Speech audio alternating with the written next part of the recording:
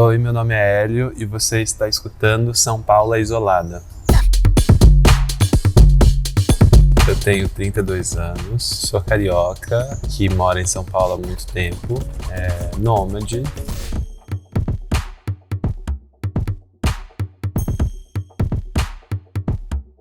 Eu tenho 1,87 m de altura, sou um homem cis, branco, cabelos castanhos claros, olhos castanhos claros, peso 75 quilos por aí. Agora eu tô com uma barba bem ralinha e com um bigode um pouco mais aparente. Tô usando óculos nesse momento. Acho que dá para visualizar um pouco. Eu tenho a impressão de que de fato eu fiquei quarentenado, né? Que eu fiquei bastante tempo em casa, isolado e com cuidados bem extremos para não encontrar pessoas. E estava num período que eu tinha acabado de mudar de casa, então eu estava também conhecendo a pessoa com quem eu estava morando, quase como uma experiência forçada, né? Do nada você tem que conviver com uma pessoa e vai ser uma convivência intensa porque vocês não vão sair de casa e tal. E eu tinha mudado para aquele apartamento exatamente por conta da faculdade, porque eu atravessava a rua e chegava na faculdade. E como eu faço muita coisa, ter a possibilidade de você estar próximo do lugar que você frequenta cotidianamente te dinamiza muito tempo. Eu tinha acabado de mudar. Foi início da pandemia, uma semana antes. E aí foi suspensa as aulas. E aí foram suspensas as aulas. E eu tava com um fluxo de trabalhos interessantes bem nesse início, assim. Ia estrear um espetáculo que eu tava fazendo assistência de direção em 2 meses, né? Então ia ter um pouco mais de ensaio em abril, que a gente já estava na fase final. Em novembro de 2021, a gente vai retomar a estreia desse espetáculo de dança que era para ter acontecido em maio de 2020 no Teatro Sérgio Cardoso. E nesses um ano e meio assim, que se passaram, sim. Quais as mudanças que você acha que a pandemia despertou em você?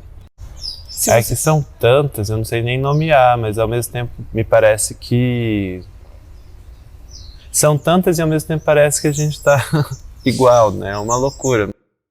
Agora, eu acho que todo mundo não tá bem, na verdade, né? Nesse período, assim, de 1 ano e meio, assim, eu tenho a impressão de que tem camadas e camadas de filtros acontecendo, né? E filtros sociais também, e filtros afetivos, e filtros do que é relevante, do que não é relevante, e isso acaba sendo triste também, porque você vai fazendo uma escolha do que você deve direcionar a sua energia, o que você pode dar conta de manter, no sentido de afetos, encontros e tal, e o que também faz sentido de você dar uma silenciada, uma suspendida, um afastamento, um distanciamento, um cuidado. Então, acho que ninguém estava preparado para essa escolha, né? Quais que foram suas escolhas nesse sentido? Trabalho e dinheiro.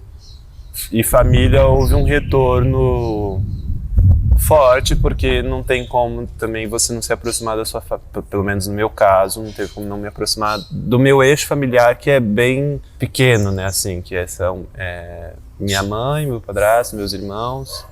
Eu sou o filho que sempre se afastou mais por conta das artes, por conta do trabalho. Então minha maneira de viver sempre foi relacionada ao trabalho, à profissão, aos estudos, à pesquisa, e de alguma maneira eu me distanciei bastante de outros assuntos que não fossem isso.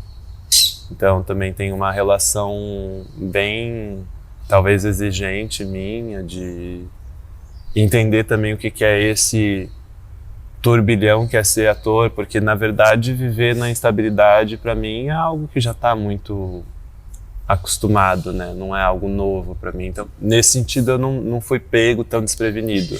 Fui pego nessa relação de tipo, que eu acho que todo mundo passou, que é, puta, e agora? Porque não tinha nada. Não é que não tinha, tipo, eu não sei o que eu vou ganhar no mês que vem. É tipo, não tem nada. Você vai ter que pausar, você vai ter que parar, você vai ter que diminuir seu ritmo. E aí eu acho que tem a ver com a cidade de São Paulo também, né? Porque diminuir o ritmo aqui eu acho que é diferente de diminuir o ritmo em outros lugares. Então também tem essas condições que a gente está submetido, né? Percebo muitos atores nessa lógica de ter que produzir muito material durante essa pandemia para não ser esquecido ou para mostrar que está aí, né? Então eu sinto que a gente está vivendo também uma crise artística por conta dessa necessidade ultra neoliberal da gente ter que produzir, que ser o empresário de si e se autoproduzir o tempo todo.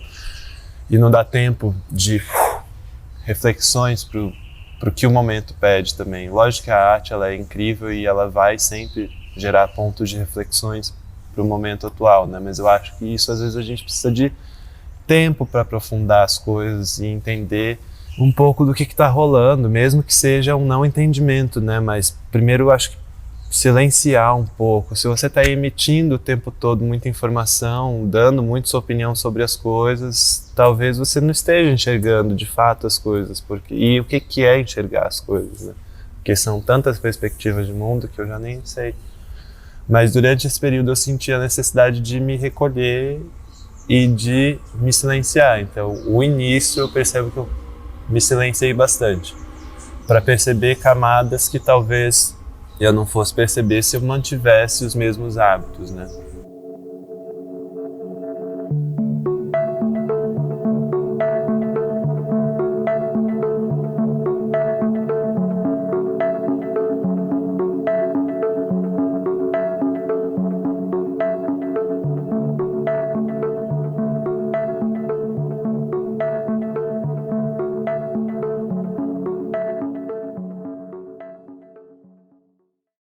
E como que você imagina esse Brasil pós-pandemia?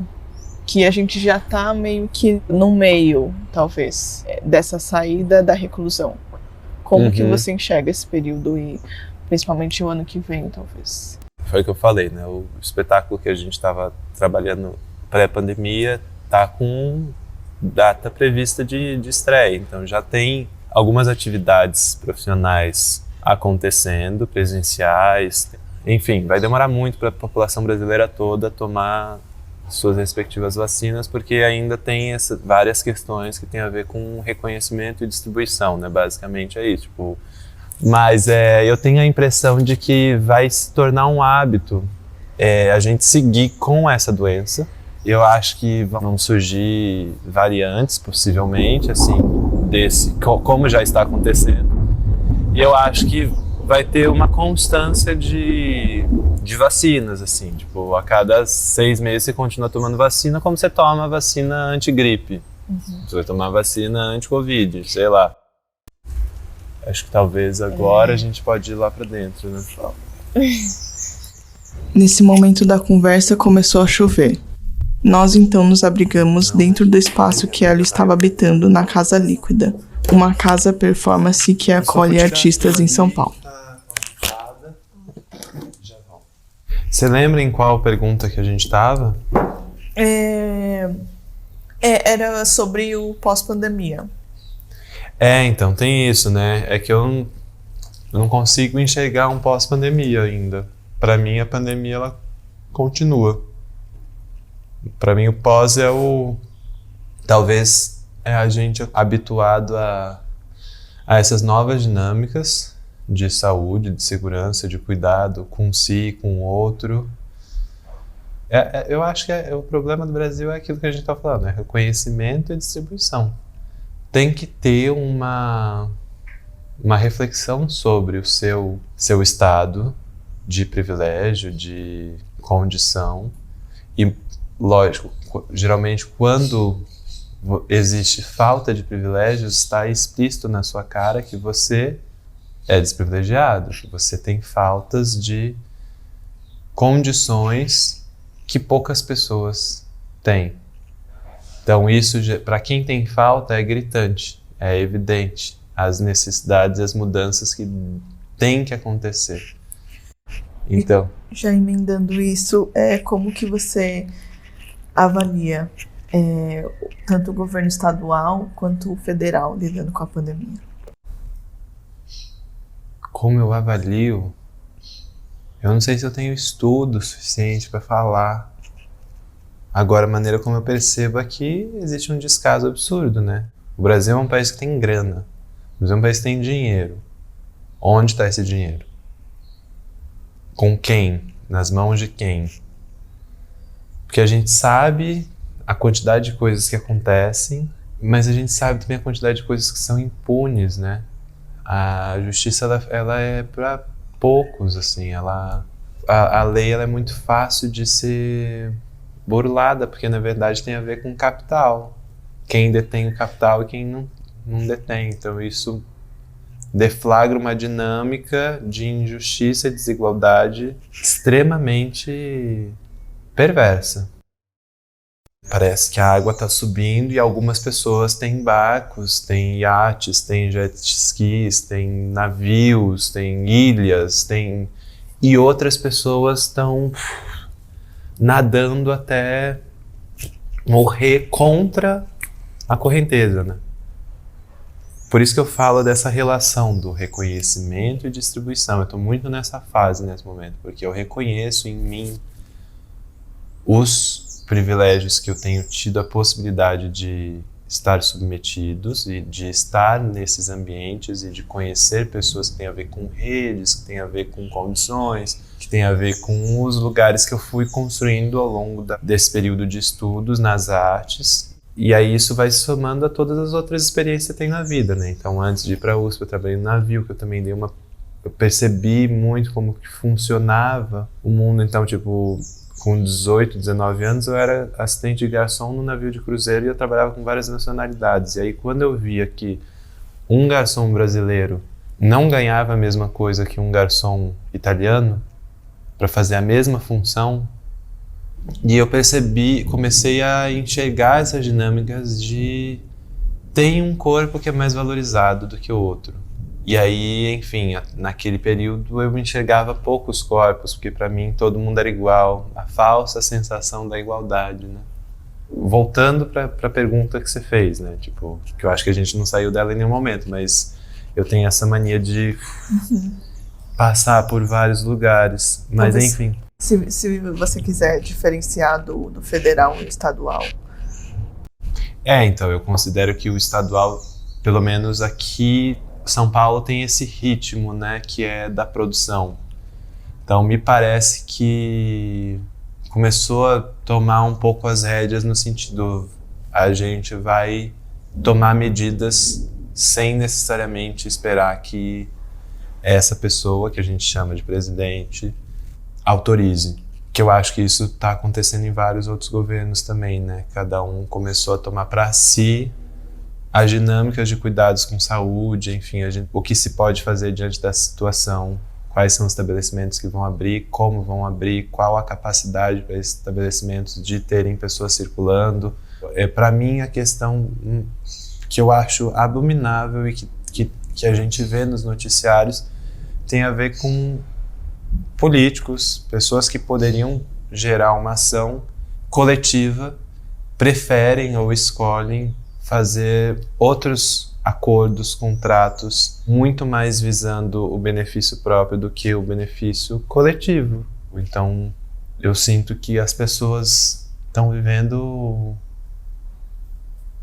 mundos muito distintos, perspectivas de mundo, tipo, ilusórias, assim. E isso eu me coloco no meio também, porque tudo tem a ver com o que eu enxergo e com o que eu estudo, e é o meu banco de referências, e, tipo, enfim, as pessoas que eu converso para entender a situação atual. O que seria ilusório para você? Nessa perspectiva? É tipo isso, eu falar sobre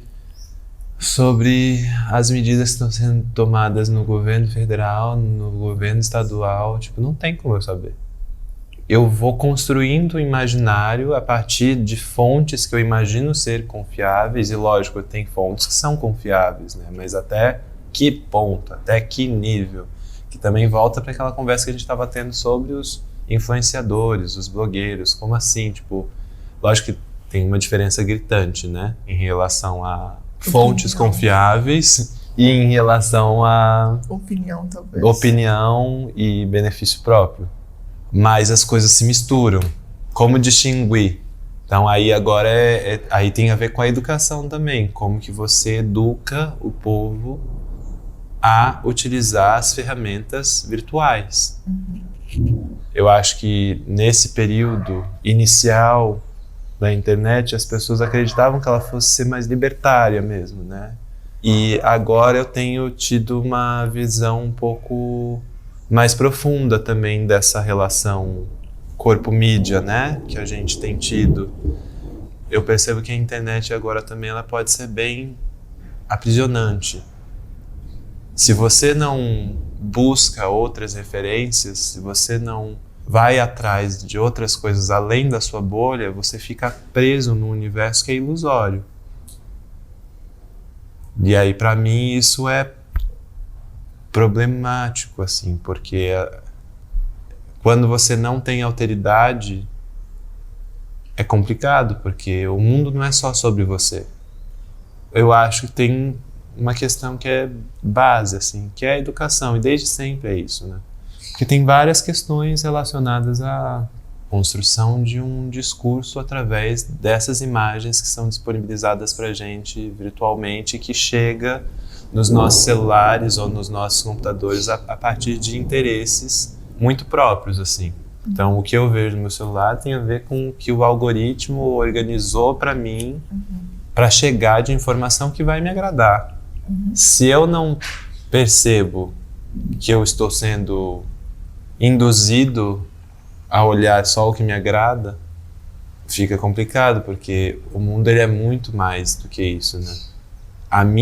O meu entendimento de mundo é muito pequeno comparado com o que ele pode ser. A minha racionalidade não dá conta.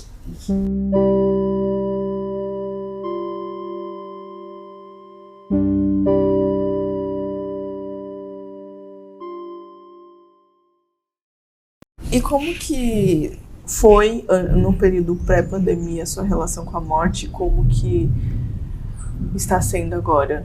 Você pensava antes na morte e você pensa agora também? Amiga, eu sou muito tranquilo em relação à morte.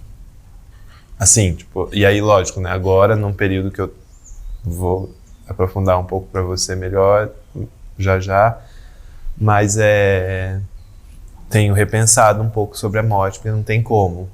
Tem uma questão que foi maior do que essa que a gente está vivendo, que é tipo, eu não... Porque, querendo ou não, a morte é se eu perceber em algum momento que eu tô para morrer, tipo, por exemplo, esse é um desejo meu, assim, se em algum momento eu sacar, tipo, Hélio, não tem mais jeito, você vai. Eu vou com tudo. Vamos para essa próxima etapa. Para onde eu vou? Não sei. Eu prefiro ser essa metamorfose ambulante, como diz Raul Seixas, porque de fato algo vai acontecer. É lógico que é péssimo você ver pessoas morrendo, tipo, são outras questões. Estou falando da minha condição, Hélio, sim, em algum momento eu perceber que eu vou, né? Então eu quero que isso seja mais uma etapa da minha vida, vai ser mais um momento novo da minha vida. A gente morre cotidianamente, a gente está em constante mudança. Para mim, muitas coisas vão se redimensionando ao longo da vida e eu já vou me perceber no outro, né? Acho que eu fiquei mais assustado no sentido de com os meus entes queridos, né? Com os meus próximos, enfim. Ter algum tipo de cultivo das relações para que as pessoas tivessem uma saúde, assim, de bem-estar físico e mental nessa condição pandêmica. Então, eu tentei acompanhar algumas pessoas que eu percebia que poderia entrar numas, e uma delas é a minha mãe. Então, minha mãe, ela teve várias crises ao longo da pandemia de dificuldades, né? Do nada, uma pessoa de 60 anos tem que começar a dar aula online para os alunos dela, que são crianças, e existem medos, existe um analfabetismo virtual, existe muitas coisas que, tipo, se exige da pessoa que está nessa condição muita coisa, mas não dá o mínimo, que é a relação da educação básica para lidar com essa questão que é nova para todo mundo. Eu acho que vai entrar gente aqui, a gente pode ir para as obras, que vai ficar super vazio. Ok. Eu vou fazer o seguinte, eu vou pegar 2 cadeiras pra gente. Tá. Oi. Oi. Tudo bem? Gente, essa chuva. Oi.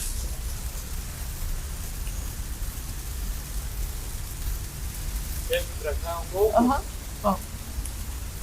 Aqui tá. Aí eu fico aqui e a gente continua conversando. Você tá falando da sua mãe. Que nesse período do você analfabetismo virtual, das crises, do momento. Eu tenho a percepção e o entendimento de que para ela foi bem difícil. Não tinham pessoas próximo a ela na casa dela, né? Era ela e meu padrasto, que pudessem dar esse suporte, até emocional, né? Mas no sentido de, olha, é assim que funciona. Então eu percebi crises assim de ansiedade, de medos. Minha mãe tá com 60 anos, né? E um dos sonhos dela era fazer direito e ela finalmente concluiu esse sonho. E ela fez essa conclusão durante o período pandêmico. E ela tinha que apresentar a pesquisa dela online. E existiu uma trava no início, assim, de tipo, como que ela não sentia vontade em falar na câmera, ela precisava de alguém para olhar. E aí eu percebi no início uma crise, no sentido quase como um aspecto de depressão, no sentido de paralisar, para depois desabrochar. Então minha mãe teve esse caminho. E aí agora, estava falando sobre a relação da morte, que para mim é algo que eu já tenho trabalhado em mim e tal, mas que inevitavelmente essa questão ela veio mais forte, e veio mais forte por conta de uma proximidade com minha mãe, porque durante esse período minha mãe não teve Covid, graças a Deus, mas por uma questão outra de doença, essa relação da morte ela veio mais nítida, assim, porque minha mãe recebeu uma carta da morte, né, que ela tá com câncer agora. Então acho que as dinâmicas também de entendimento em relação ao que significa isso, não tem como você não pensar.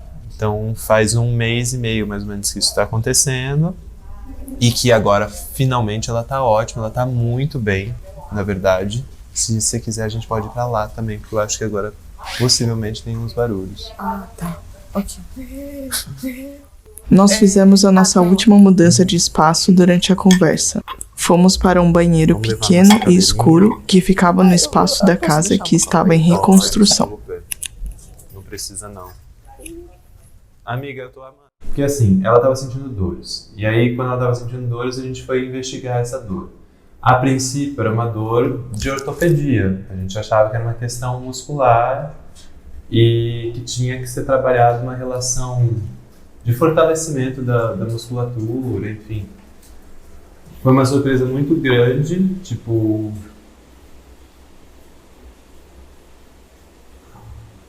enxergar que sua mãe vai morrer. Só que é isso, né? Que na verdade não dá para saber quando. E às vezes tem essa questão também do estigma e do preconceito que a gente tem com a própria doença. E aí o que eu considero importante então vamos estudar essa doença.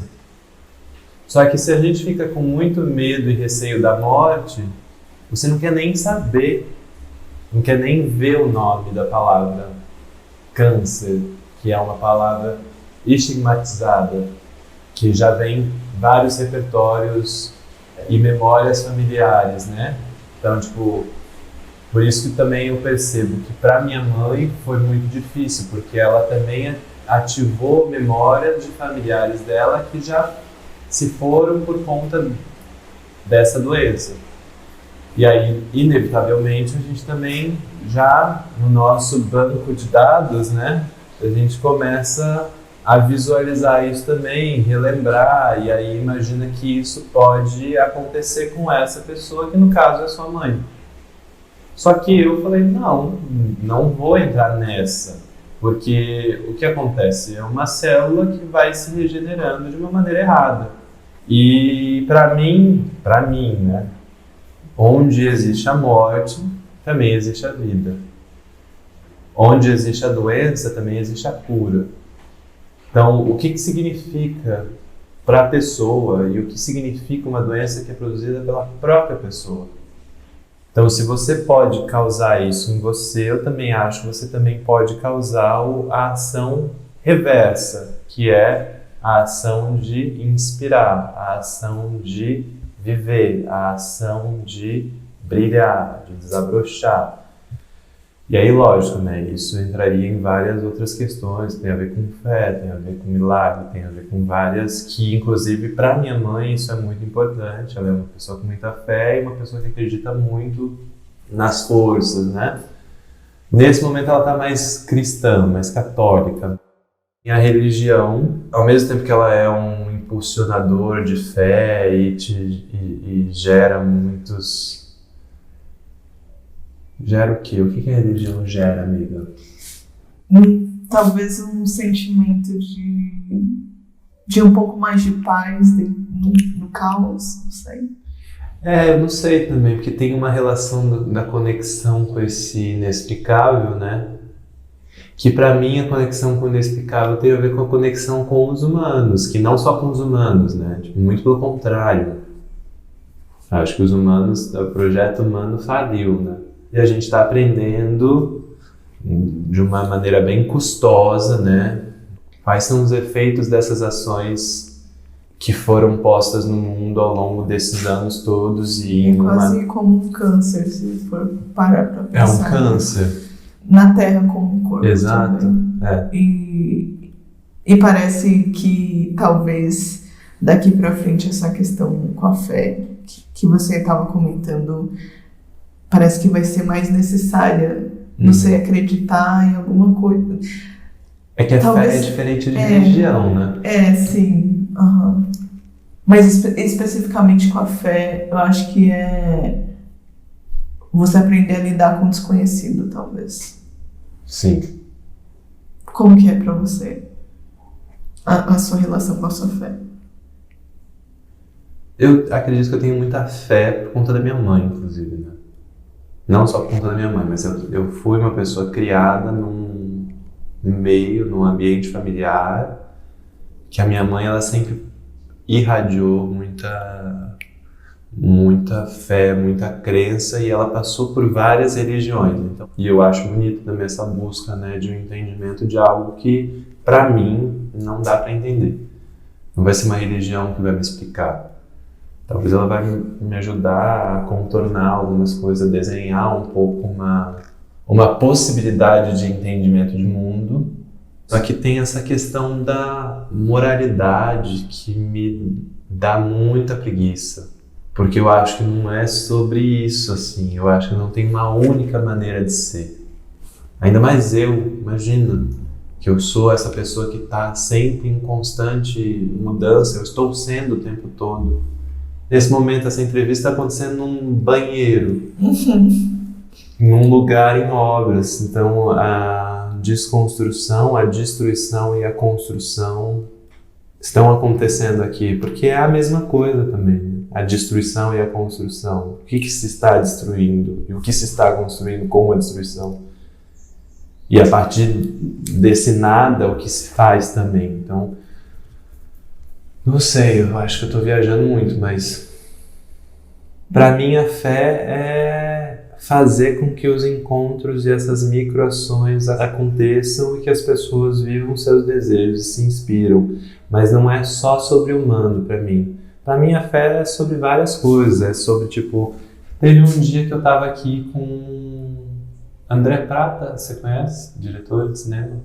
Ele estava aqui. E aí vem um grilo, ou um louva-a-Deus, sei lá, pulou na gente. E aí esse grilo louva-a-Deus pulou na gente, aí depois ele já pulou de novo e aí o André foi com tudo e pegou. Aí o louva-a-Deus ficou na mão dele, e aí ele abriu, aí o louva-a-Deus pulou de novo, mas ele ficou próximo a gente, assim, ele não saía. Ao mesmo tempo que eu achei legal essa atitude do André de pegar, eu também falei, nossa, como o humano é, né? Porque a gente interfere de uma maneira muito, impositiva. Peguei um ser que cabe na palma da minha mão e que eu faço o que eu quiser. E aí eu falei, eu acho que eu vou ter uma outra ação. E aí eu coloquei minha mão no chão. 2 palmas do louva-a-Deus, e fui chegando bem lentamente, assim, tipo, bem devagar. Aí teve um momento que ele foi um pouquinho para trás. Aí eu, opa, vou um pouco para trás também. Aí ele veio um pouco para frente. Eu, opa, para frente. Eu sei que isso durou alguns minutos, e aí a gente ficou um tempo assim olhando essa ação que não era nada, mas que estava existindo algum tipo de comunicação até o momento que a gente se tocou. E aí depois estava na mão. E aí depois passou pro Ernesto. E do Ernesto foi pro André. E do André foi pro chão. E aí a gente esqueceu esse assunto também. Mas só isso já foi muita coisa, né? Então, tudo isso para falar que às vezes a gente tem a impressão de que o humano é o centro das coisas, né? De que o humano é esse ser racional e que pode gerar muitas mudanças. E de fato está gerando muitas mudanças, mas parece que as mudanças que a gente está gerando no mundo não têm sido boas nem para o mundo, nem para a gente nesse momento. E se a gente não olha para isso, no sentido de reconhecer que a gente está vivendo e muda os hábitos, olha a partir de outras perspectivas, a gente vai continuar fazendo os mesmos erros, né? Mas enfim, eu acho que minha fé, ela tá na metamorfose. Ela está no poder de transformação. De algo aconteceu, o que se faz com esse algo? Dentro da tua realidade, que só você vai saber, como que você pode ser um ponto de luz num lugar tão trevoso e escuro, enfim.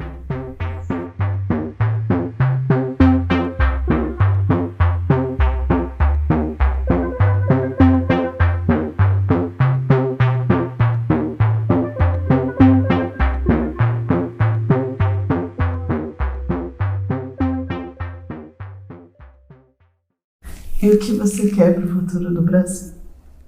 Nossa, amigo. Eu quero saúde, paz, amor, sucesso, dinheiro. Não, eu acho que olhar para essas questões que a gente precisa olhar sem moralismos e abrir a escuta, né, no sentido de... É o que a gente estava falando sobre a alteridade. Se você vive somente na sua bolha, alguma coisa está errada. Se você vive somente os seus ideais, a maneira como você enxerga o mundo, a maneira como você quer o Brasil, alguma coisa está errada.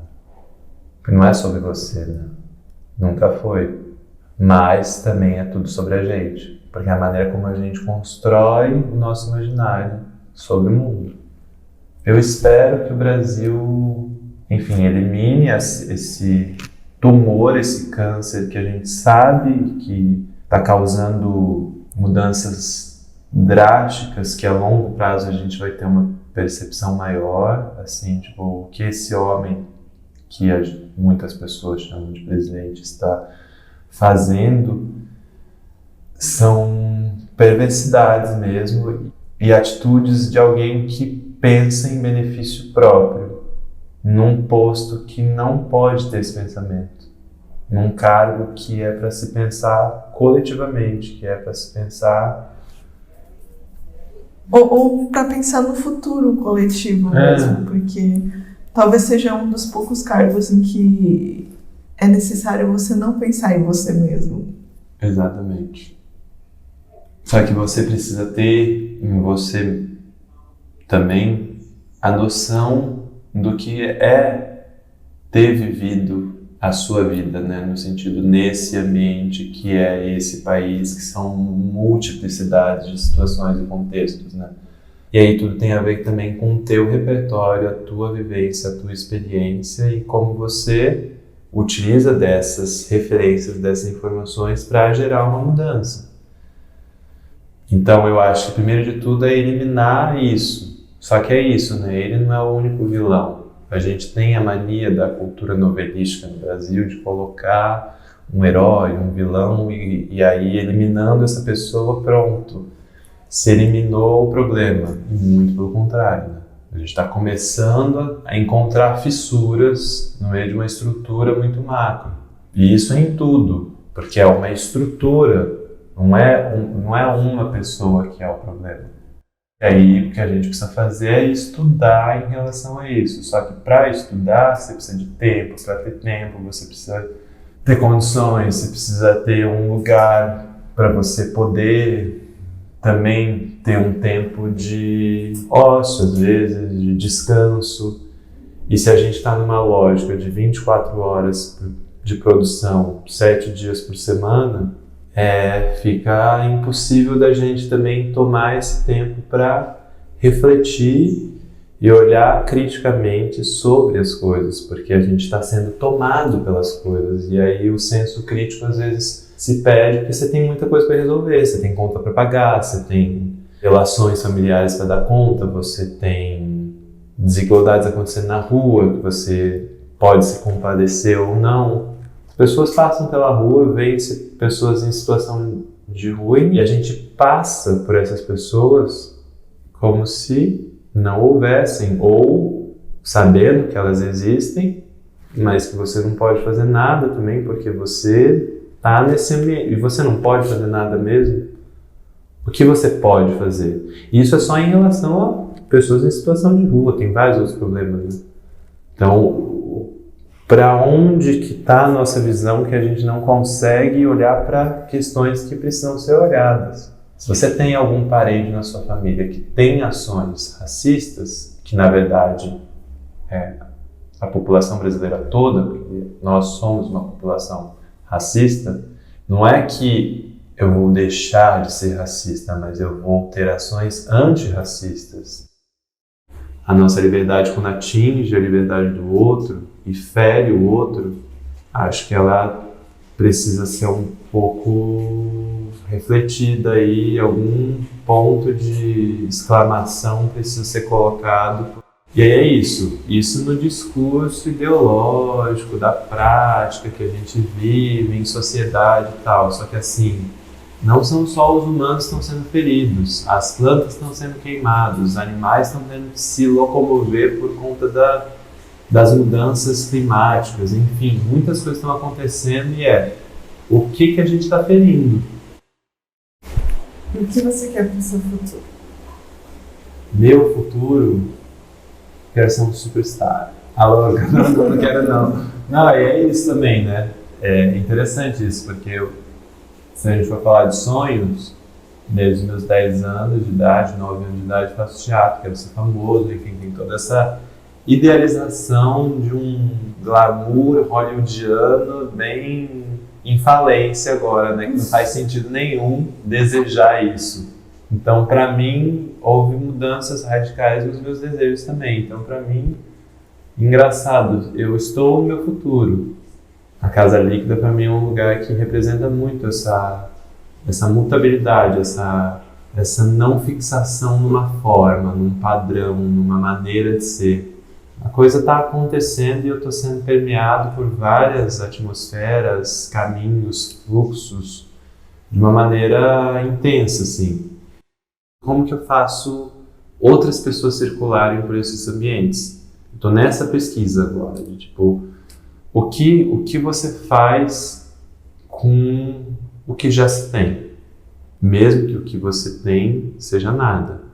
Porque para mim o interesse é outro agora. É o que ativar nas práticas sociais, nas práticas artísticas, nas práticas de relação de afeto, nas práticas na ação. A questão lá do Hamlet, né, que ele fica 70% do texto refletindo para ter uma ação. Então o texto, na verdade, do Hamlet é sobre a inação, né? Então ele fica durante muito tempo elucubrando, vivendo o seu grande problema pessoal e fica entrando numas e refletindo crises existenciais. Isso é importante no sentido de precisa passar por essas crises existenciais para você reconhecer também esses ambientes que você vive e adentra, né? Se adequa. Só que só a reflexão não basta. Só a postagem no Instagram, muito pelo contrário, o Instagram não muda nada, né? É isso que eu tô achando que é interessante, assim, porque para mim, como ator, os meus recursos de atuação, quando eu vou fazer uma cena, é qual que é a minha ação diante da cena. O que eu tenho que fazer aqui, nesse diálogo? É só o diálogo? É só conversar? Vamos conversar. Não, eu tenho que conseguir algo desse diálogo, eu tenho que... Não sei, tipo, eu tô viajando, mas é que eu tô tentando entender esse paralelo da atuação e da ação. E a sua escuta tem que estar super apurada também, porque vai depender do outro ator. Exato. A sua própria atuação, de certa maneira, né? A sua reação. Ótimo você ter colocado a escuta, porque pra mim, na verdade, tipo, é um grande equilíbrio, né? Eu tinha uma professora que falava que era 50% dentro e 50% fora. Mas eu nem acho que é isso, eu acho que é 100% dentro e 100% fora. Então, 100% neto nas minhas questões e entendendo o que é existir nesse universo, nessa terra, nesse país, nessa cidade, nesse bairro, nesse momento, em plena pandemia. E o que é também esse 100% fora de mim. Que eu não sei se existe um dentro ou fora, mais para a gente ilustrar e visualizar algo, mas eu sinto que a gente está em constante impermanência, né? Os contornos, eles se borram assim, mas também é importante você saber quais são as suas loucuras, né? E o que é também o que o mundo vai te dizendo. Então ela é confusa essa escuta, assim, porque a nossa escuta também ela é induzida ao que a gente quer escutar. O que eu não estou habituado a escutar? E não é só com o ouvido, né? É escutar com os poros do corpo. O que você não está habituado a sentir mais? Por que foi tão difícil passar por esse período e está sendo difícil passar porque ainda não terminou?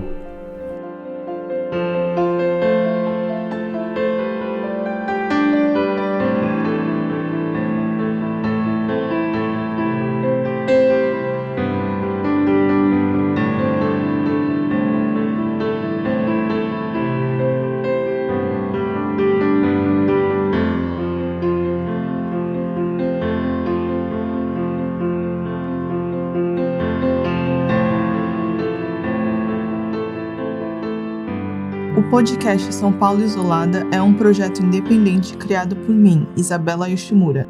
Veja mais fotos no nosso Instagram e também no nosso site, o saopauloisolada.com.br.